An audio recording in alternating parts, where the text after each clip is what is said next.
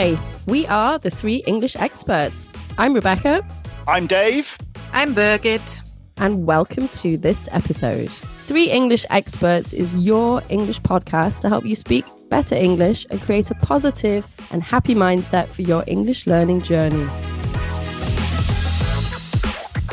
Hi, and welcome to this episode. Today, we're going to talk grammar. Yay! Maybe not everybody's cup of tea, but certainly Birgit, our grammar queen, this is her better than sliced bread, as we say in English. Birgit, tell us all about grammar. Yes, thank you, Dave. Well, grammar, a lot of people don't like grammar and it's got a bad reputation. I think a lot of people tell me and start with saying, okay, what I lack is mostly vocabulary. But over the years and even in the beginning when I started to help people improve their English, I noticed it's not only vocabulary, but very often it's not being sure about how to express yourself correctly. And there is something which I discovered only a few years ago. I really realized, why is this an issue for Germans? Because in German language, we can get by with present tense very often. So if I look at a sentence like, I live in Cologne, ich lebe morgen, ich lebe seit, ich lebe gerade im Moment, ich lebe generell. So that's four tenses that require in English language a different tense. But German speakers would always have the sentence in their head and try to translate it the same. This is what I noticed very soon and often. And then eventually, I wrote my book, The Big Five, Lean on English Grammar, to specify that. And that was published beginning of 2023. So it's been on the market for a year now. And that's very much down to the point that five tenses, really, big five, I call them, to make it easy for the learners. And then easy in the sense that they know, okay, I learned a lot of tenses at school, but it's only five I really need to focus on because this makes up for, I think, 90% of daily language and communication. If you're sure about these five, then you get more security and find it easier to start communicating. And I think that's so interesting because I love this 90% thing. I keep saying that to my clients so often now because it is true. And it's a fact. I've looked it up and you can see there's a lot of places online where you read that. And, you know, all of my clients, not all of my clients, but a lot of people come and they say, I want to improve my grammar. I've forgotten everything. And I go, okay, so let's focus on my cheat sheet, which is similar to your big five. It's got all the key tenses on. And they go, but this is not all of them. And I say, well, I know it's not all of them.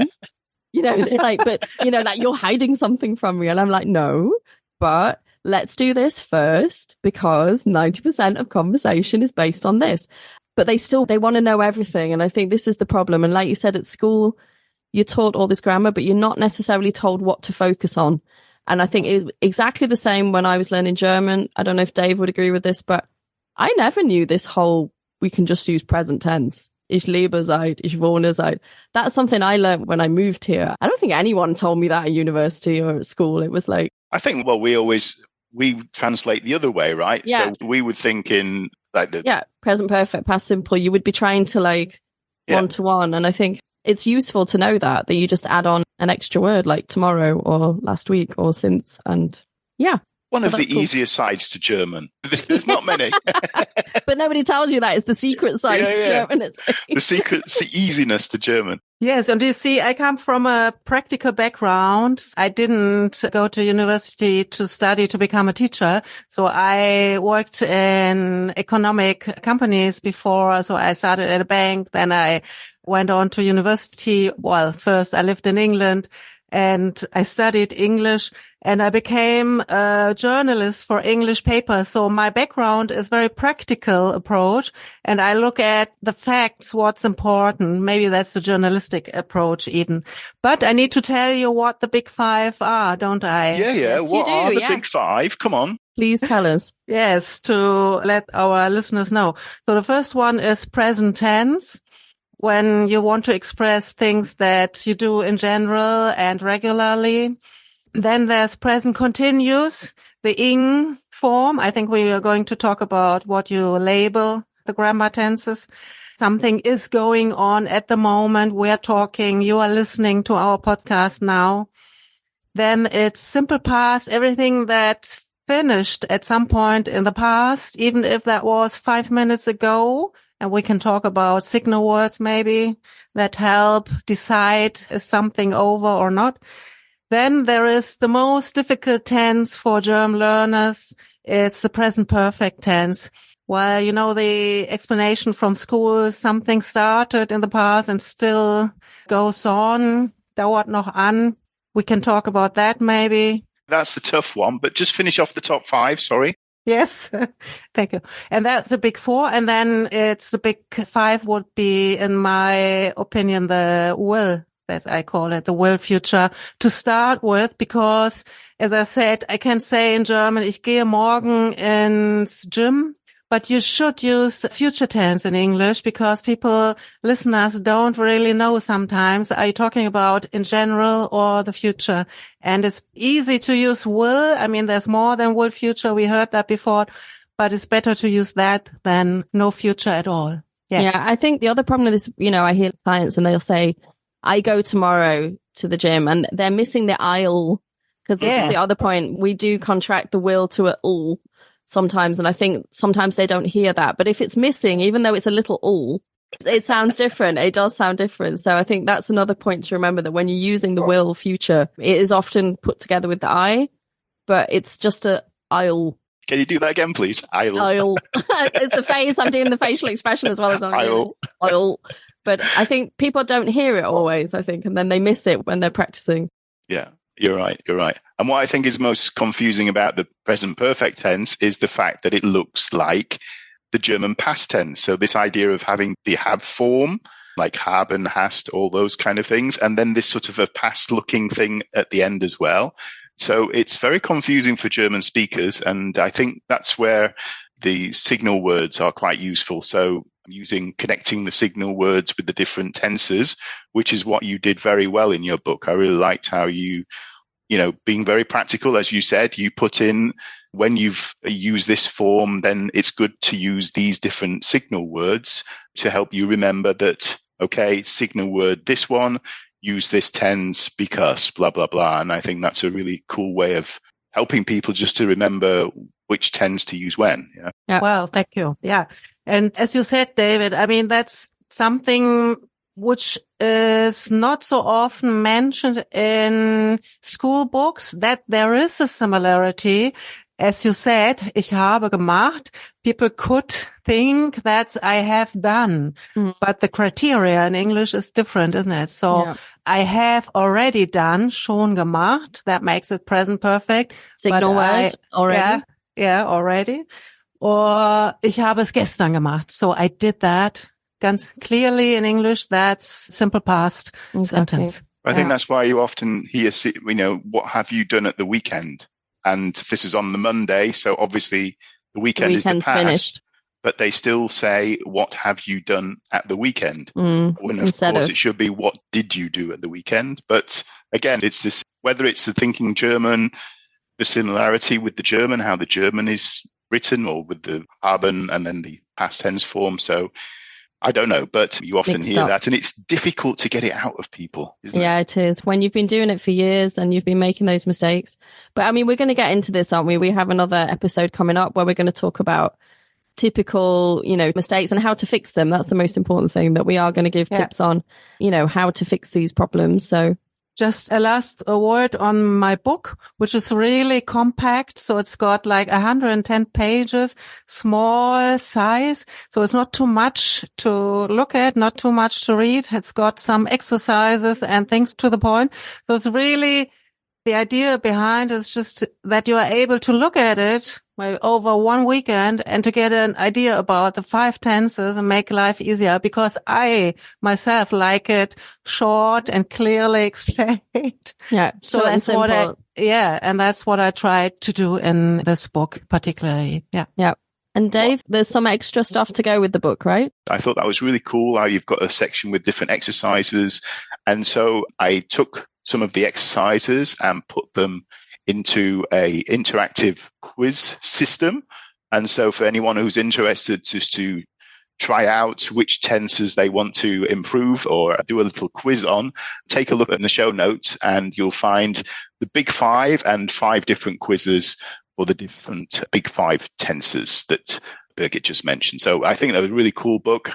Highly recommend going out and getting it for those, just try to get the 5 in order, especially that present perfect, which is a tricky one. Yes, and I think that's such a good example, David, of how we work as a team, because I couldn't have done those quizzes myself because I'm not a tech lady. You're a tech guy.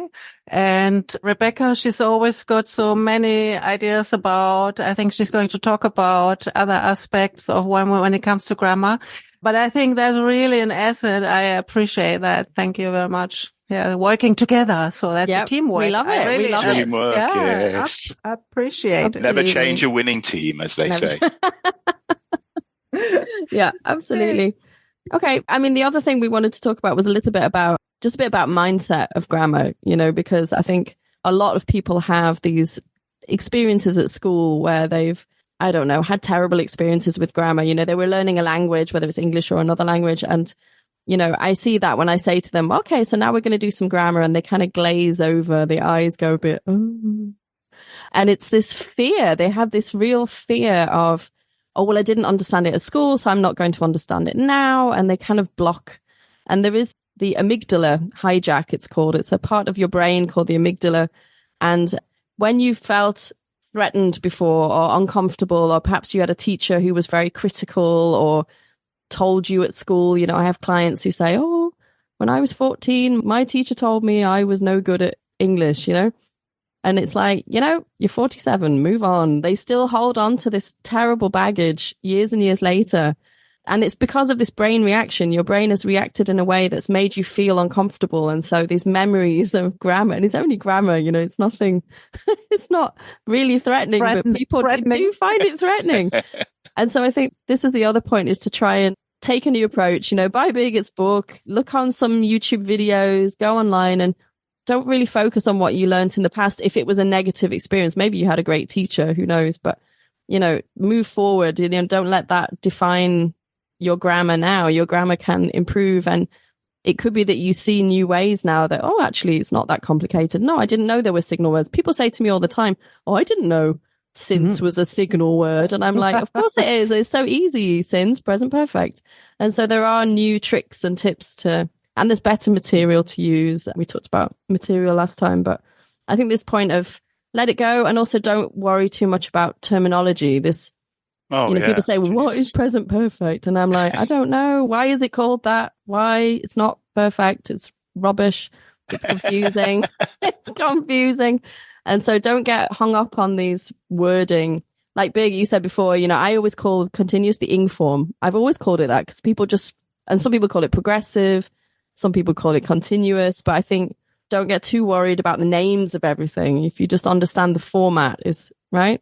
Yeah, and maybe even, I drew some pictures of animals. Obviously, it's a big 5 referring to the animals to make it easier. I don't know whether that makes sense to the listeners. I'm sure and readers. There are some people who think in pictures, so I'm sure there's somebody who knows. Absolutely, yeah. Ing form is the leopard, because the leopard is moving, he's running, he's in continuous progression. Yeah. So maybe some people. So what are the other ones then, Birgit? If you mentioned animals, or what? Yeah, what are the animals and what do they signify? Well, there's a section, actually, that was really nice when Rebecca, who proofread my book nicely, that was a great thing. She commented on that really fitted. So I have the elephant for the simple present. They say sturdy. Steady, every day, going along. Cool, yeah, cool. Yeah. And then we've got the leopard is continuous, right? Yeah, running on the move. And the simple past is the Was it the rhino? Oh, it's the rhino. It's the rhino. Yeah, because he doesn't want him to change. It's the past. And you can't, it's finished. Stubborn. It's over. It's stubborn. Yeah. Stubborn. I don't know if that makes any sense. The lion, the dangerous and difficult. So that's really tricky. I think that fits really well. It's tricky. Present perfect. Yeah.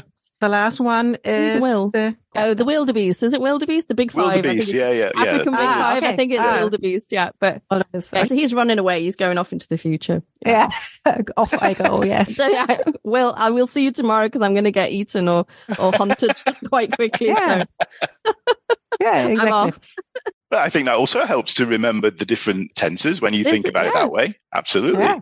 Hooks, you need these hooks. People, everyone's brain is so, wired differently, and we all need different. Some people need a visual hook. Some people need a word. Some people need a really logical, like, word flow. So anything that helps, why not? And I think that's what went wrong in the school times. I mean, the school teachers, at least back in our day, maybe I think Rebecca from England would probably agree with me. They didn't really think about the different ways of learning, the different types of learners, what people wanted or how people learned best.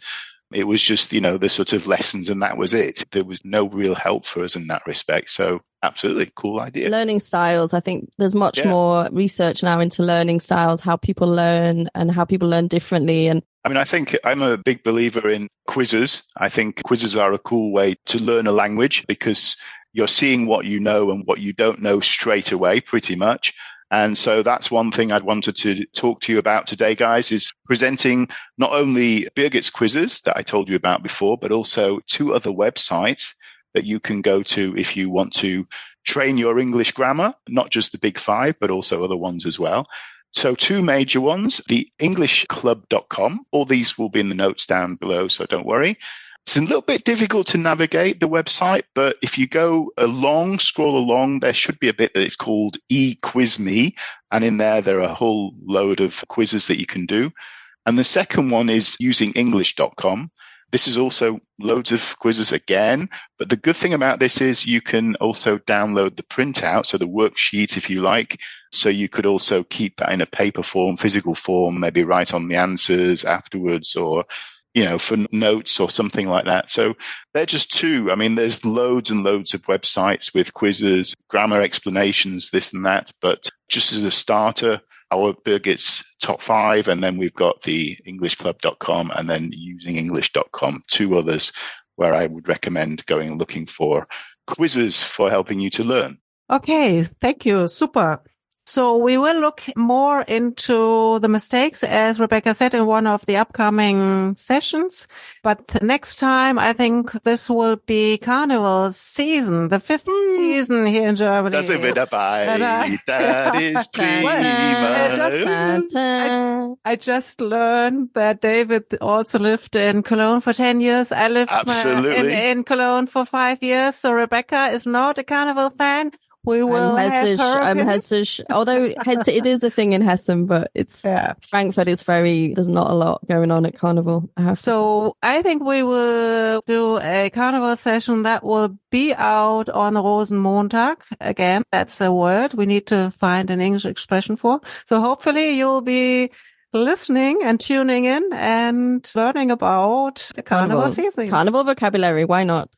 Okay, before we come back to grammar. Yeah. Yes. A bit of a break in between. Thanks for listening, Thanks for listening. Take care. Bye-bye. Bye-bye. Thank you so much for pressing play today. If you have any comments, questions, or perhaps suggestions for future episodes, feel free to contact us at our website, 3englishexperts.com. Have a great day and see you next time.